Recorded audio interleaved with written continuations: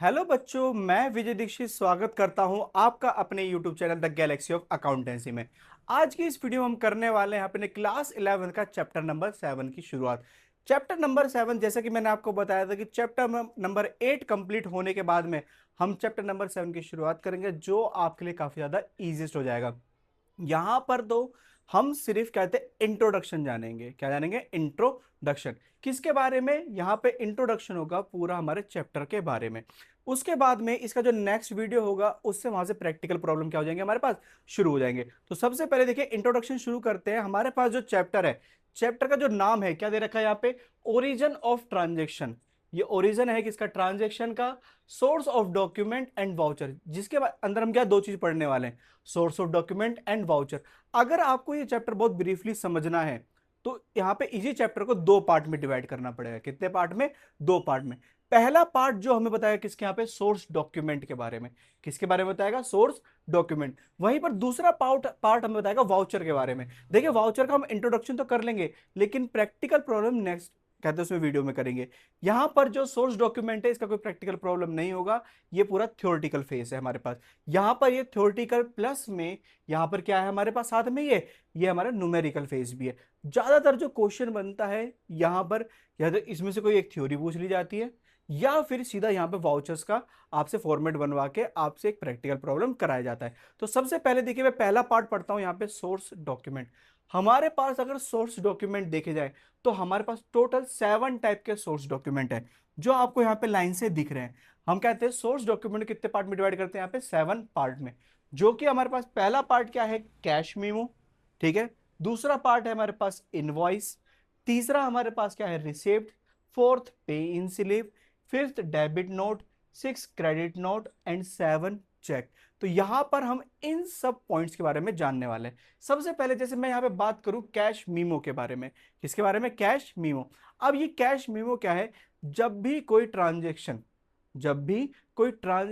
Cash में होती है, किस में होगी? यहाँ पे कैश में। इसका मतलब जब आपने देखा आपने कुछ सामान खरीदा तो आपको काउंटर से एक बिल मिला। क्या मिला? एक बिल। वो जो बिल मिला है, आपने पैसा पे करा, उसके बाद आपको बिल मिल चुका है, वो होता है कैश मीमो। क्या होता है वहां पे? Cash memo. जब इसका मतलब ट्रांजेक्शन स्ट्रिक्टली कैश के लिए हो रही है, तो यहां पर जिस टाइम वो बिल बनेगा वो कौन सा होगा? यहाँ पे कैश मीमो होगा। वहीं पर दूसरा हमारे पास क्या होता है? इनवॉइस। क्या होता है यहाँ पे? इनवॉइस।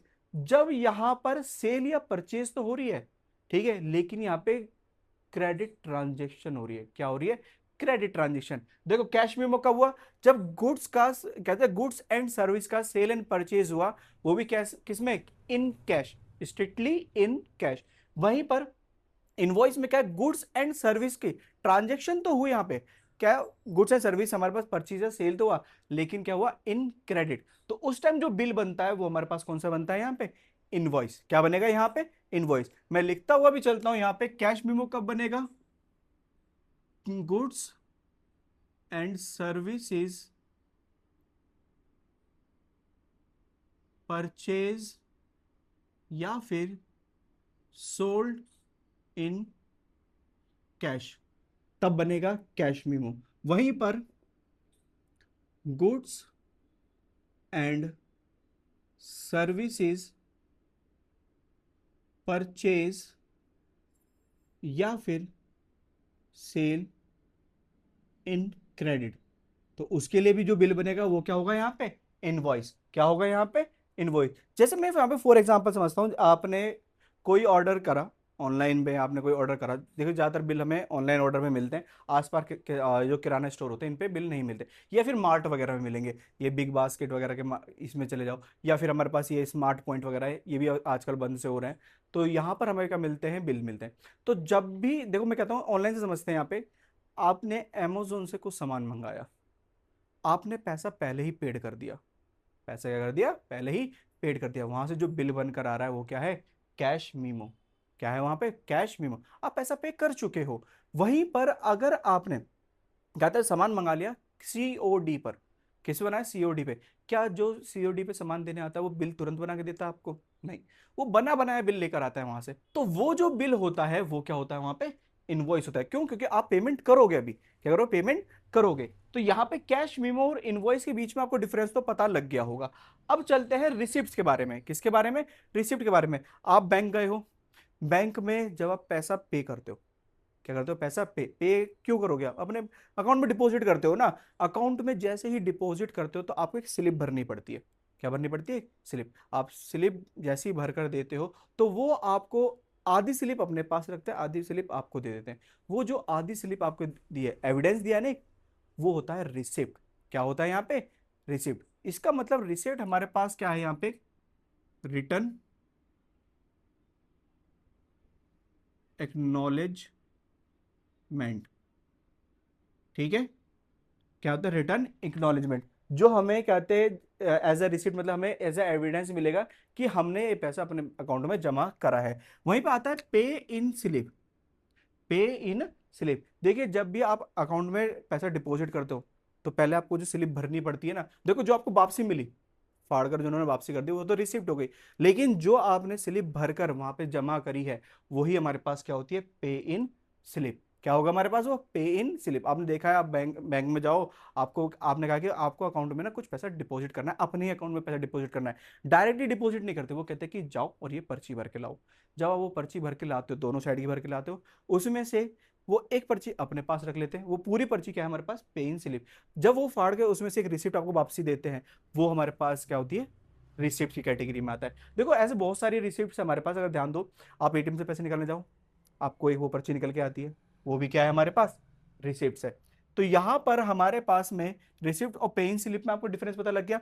अब आता है हमारे पास डेबिट नोट। क्या आता है यहाँ पे? Debit note. अब ये डेबिट नोट क्या होता है? डेबिट नोट बनाया जाता है इशू टू सप्लायर। ये किसको इशू करा जाता है यहाँ पे? सप्लायर को। क्यों? ये होता है परचेज रिटर्न के लिए। किसके लिए होता है? Purchase return. परचेज रिटर्न के कैश कहते हैं केस में यहाँ पे एक डेबिट नोट बनाया जाता है जो कहते हैं सप्लायर को इशू किया जाता है। वहीं पर अगर क्रेडिट नोट की बात करें तो ये होता है इशू टू कस्टमर या कंज्यूमर। ये इशू करा जाता है किसको? कस्टमर को। और ये कौन से केस में होता है? सेल रिटर्न के लिए। ठीक है। परचेज रिटर्न के केस में बनाया जाता है डेबिट नोट, और सेल रिटर्न के केस में बनाया जाता है क्रेडिट नोट। ये इशू करा जाता है सप्लायर को, ये इशू करा जाता है कस्टमर को। इस तरह से आपको डेबिट और क्रेडिट नोट में के बीच में क्या पता लग गया होगा? अंतर पता लग गया होगा। अब आता है हमारे पास यहाँ पे 7 पॉइंट चेक। क्या आता है? चेक। अब ये चेक क्या होता है? चेक आपने देखा है, ये एक कहते हैं साइन ऑर्डर होता है। क्या होता है ये? Sine order. इसका मतलब अगर मैंने चेक दिया है, मैंने क्या दिया है? चेक दिया है, उस पर मैंने अपने साइन करा, अमाउंट लिखा और ये मैंने आपको दे दिया, तो जैसे ही वो आपको दिया, ये चेक है, आप मेरे अकाउंट से पैसा निकाल सकते हो। वो जो कहते हैं पैसे निकालने का आपके पास मिल गया ना, साइन ऑर्डर मिल चुका है, ये जो साइन ऑर्डर है इसी को हम क्या बोलते हैं? यहाँ पे चेक बोलते हैं। तो ये लिखेंगे it's an sign order.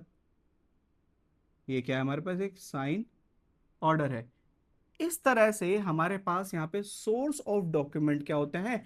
Complete होते हैं। यहाँ पे टोटल हमने कितने? 7 सोर्स ऑफ डॉक्यूमेंट के बारे में जाना। सबसे पहला हमारे पास कैश मेमो, जब गुड्स एंड सर्विस का ट्रांजेक्शन हो, किसके लिए? कैश के लिए। जब कहते हैं गुड्स एंड सर्विस का ट्रांजेक्शन हो यहाँ पर किसमें? क्रेडिट के लिए, तो क्या बनेगा? इनवॉइस बनेगा। रिसिप्ट क्या है? एक रिटर्न एक्नॉलेजमेंट है, जो आपने डिपॉजिट करा अमाउंट उसमें आपको वापसी में रिसिप्ट मिल रही है। ठीक है, वो हमारे पास क्या हो गया? रिसिप्ट हो गई। वहीं पर जब आप बैंक में जाते हो और आप पैसा पे कर अपन डिपॉजिट करते हो, उसके लिए जो फॉर्म भरते हो, छोटा सा फॉर्म भरते हो, स्लिप भरते हो, वो क्या होती है? पे इन स्लिप होती है। डेबिट नोट किस केस में बनेगा? परचेज रिटर्न के केस में बनेगा, और ये इशू करा जाएगा इसको? सप्लायर को। वहीं पे सेल रिटर्न के केस में क्या बनता है? क्रेडिट नोट बनता है, और ये इशू करा जाता है किसको? कस्टमर को। वहीं पर अगर चेक की बात करें, किसकी बात करें? चेक की। चेक हमारे पास क्या होता है? एक साइन ऑर्डर होता है, जो कहते हैं एक पर्सन इशू करता है जिसे पेमेंट करनी है। जिसे पेमेंट क्या करनी है? पेमेंट करनी है। और किसको मिलता है यहाँ पे ये चेक? जिसको पेमेंट मिलनी थी, जो रिसीव करेगा। तो यहां पर ये बैंक ट्रांजेक्शन की तरह ही है, बस ये प्रोसीजर है, प्रोसीजर है, इसमें प्रोसेस ज्यादा लगता है, 3 दिन का टाइम लगता है एक चेक को बियर होने के लिए। तो यहां पर हमारे पास ये 7 के 7 सोर्स ऑफ डॉक्यूमेंट क्या होते हैं? कंप्लीट होते हैं। अब देखिए सोर्स ऑफ डॉक्यूमेंट तो कंप्लीट हो गए, मतलब हमारा हाफ चैप्टर क्या हो गया? कंप्लीट, जिसमें हमने इंट्रोडक्शन में जान लिया यहाँ पे कि सोर्स ऑफ डॉक्यूमेंट क्या होते हैं। बस आपको क्या करना है यहाँ पर, ये कहते हैं इसके लिए आपको इन सब की डेफिनेशंस, मतलब इनके बारे में याद करना होगा। तो इसके लिए आपको नोट्स भी चाहिए, और नोट्स आपको कहाँ मिल जाएंगे? अपने डिस्क्रिप्शन बॉक्स में। इसी वीडियो के डिस्क्रिप्शन बॉक्स में आपको क्या मिल जाएंगे? नोट्स मिल जाएंगे। वहां से आप अपने नोट्स निकालना, जस्ट प्रिंट आउट करो या फिर लिख लो देखकर, और कहते हैं उन्हें याद करो, आपको सोर्स ऑफ डॉक्यूमेंट इजीली हो जाएंगे। यहाँ पर देखो फॉर्मेट होते हैं सोर्स ऑफ डॉक्यूमेंट के, वो आपको ऐसे याद नहीं करने ना बनाने के लिए आते। लेकिन यहाँ पर हमारे पास जो कहते हैं प्रैक्टिकल प्रॉब्लम रहता है, वो किससे रिलेटेड रहता है? वाउचर से रिलेटेड। तो यहाँ पे चलिए हम अपना जो बचा हुआ 50% कहते हैं यहाँ पे चैप्टर है, वो भी कंप्लीट करते हैं। तो अगर हम बात करें वाउचर, वाउचर को बच्चों दो पार्ट में डिवाइड करा जाता है। कितने पार्ट में डिवाइड करा जाता है? दो पार्ट में। एक होता है कैश वाउचर, एक होता है नॉन कैश वाउचर। नाम से ही समझ में आ रहा है, अगर कैश ट्रांजेक्शन के लिए कोई वाउचर बन रहा है, ठीक है, कैश ट्रांजेक्शन के लिए क्या अलग बन रहा है? कोई वाउचर बन रहा है, तो वो क्या हो जाएगा हमारे पास? Cash voucher. लेकिन ऐसी ट्रांजेक्शन जिसमें कैश इंक्लूड ही नहीं है, कैश इंक्लूड नहीं है, वो क्या हो जाएगा? Non cash voucher. क्या हो जाएगा हमारे पास? Non cash voucher. तो यहां पे हम ध्यान देते हैं, हमारे पास जो कैश वाउचर है, कैश वाउचर को दो पार्ट में डिवाइड करा जाता है। कितने पार्ट में डिवाइड करा जाएगा यहाँ पे? दो पार्ट में। अब ये दो पार्ट कौन कौन से होते हैं यहाँ पे देखते हैं। पहला होता है डेबिट वाउचर। क्या होगा यहाँ पे?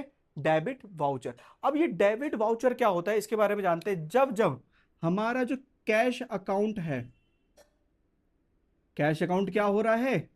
क्रेडिट होगा। कैश अकाउंट क्या होगा? क्रेडिट होगा। इसका मतलब पेमेंट हो रही है। पेमेंट हो रही है किसमें? कैश में पेमेंट हो रही है। तो तब तब हमारे पास जो वाउचर बनेगा वो कौन सा होगा? डेबिट वाउचर होगा। ठीक है, अपोजिट चलना है। कैश अकाउंट क्रेडिट हुआ तो क्या बनेगा यहाँ पे? डेबिट वाउचर बनेगा। वहीं पर जो क्रेडिट वाउचर है कब बनेगा? जब हमारा कैश अकाउंट क्या हो रहा होगा? यहाँ पे डेबिट हो रहा होगा। और देखिए जर्नल एंट्री में आपने बहुत अच्छी तरह से जाना है कि कैश आपका अकाउंट कब डेबिट होता है और कब क्या होता है? क्रेडिट होता है। अगर पैसा आ रहा है, पैसा है आ रहा है, तो कैश अकाउंट डेबिट हो रहा है। वहीं पर अगर पैसा जा रहा है, पैसा हमारे हाथ से जा रहा है, तो कैश अकाउंट क्या होगा? क्रेडिट होगा। सीधे सीधा मतलब है, जब पैसा आ रहा है, जब पैसा क्या है? आ रहा है, तो क्रेडिट वाउचर बना दो। जब पैसा जा रहा है तो क्या बना दो? डेबिट वाउचर बना दो। अपोजिट चलना है यहाँ पर। वहीं पर हमारे पास में नॉन कैश वाउचर के अंदर हम क्या बनाते हैं? यहाँ पे ट्रांसफर वाउचर। क्या बनाएंगे? Transfer voucher. ना तो यहाँ पे कैश आ रहा है, ना यहाँ पे कैश जा रहा है। तो ट्रांसफर वाउचर जो बनता है यहाँ पे क्रेडिट एंट्रीज के लिए बनता है। किसके लिए बनता है? क्रेडिट एंट्रीज के लिए।